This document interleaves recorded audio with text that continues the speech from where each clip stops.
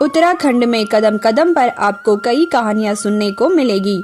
अगर आप उत्तराखंड के गढ़वाल क्षेत्र में जाएंगे तो यहाँ आपको जीतू बगड़वाल की कहानी बहुत सुनने को मिलेगी। लगभग गढ़वाल के हर गांव में जीतू बगड़वाल की कथाओं का मंचन किया जाता है। हर कथा में सिर्फ एक ही बात निकलकर सामने आती है, आज से 1000 साल पहले जीतू बगड़वाल की कहानी क्या रही, वो दौर कैसा होगा, ये सोचकर ही रोंगटे खड़े हो जाते हैं। आज से 1000 साल पूर्व तक प्रेम कथाओं और कहानियों का युग रहा है।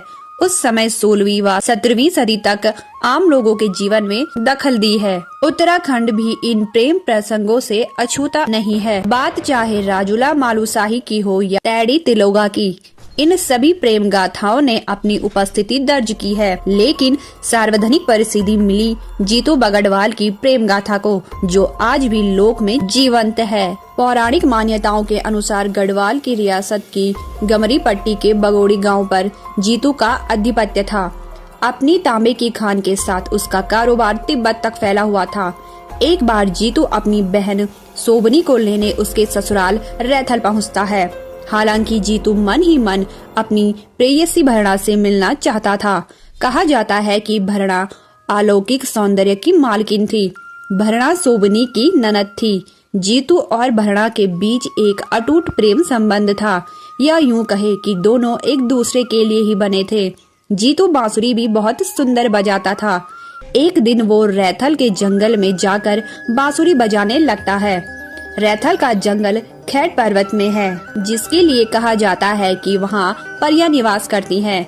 जीतू जब वहाँ बांसुरी बजाता है तो बांसुरी की मधुर लहरियों पर आचिया यानी परियां खींची आती है। वो जीतू को अपने साथ ले जाना चाहती थी।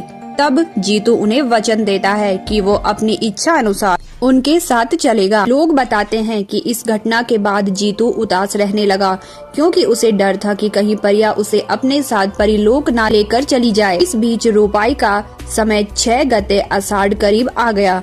जीतू मन ही मन डर को लिए धान के खेत में रोपाई करने चला जाता है। कहते हैं परिया तभी खेत में पहुँच जाती है। कहते हैं परियों ने जीतू का हरण कर लिया।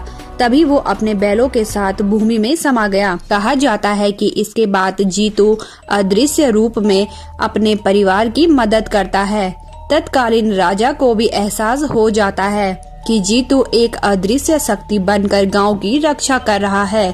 राजा ने ये सब कुछ भांप कर ऐलान करता है कि आज से जीतू को पूरे गढ़वाल में देवता के रूप में पूजा जाता है। तब से लेकर आज तक जीतू की याद में पहाड़ के गांव में जीतू बगड़वाल का मंचन किया जाता है, जो कि पहाड़ की अनमोल संस्कृति विरासत है।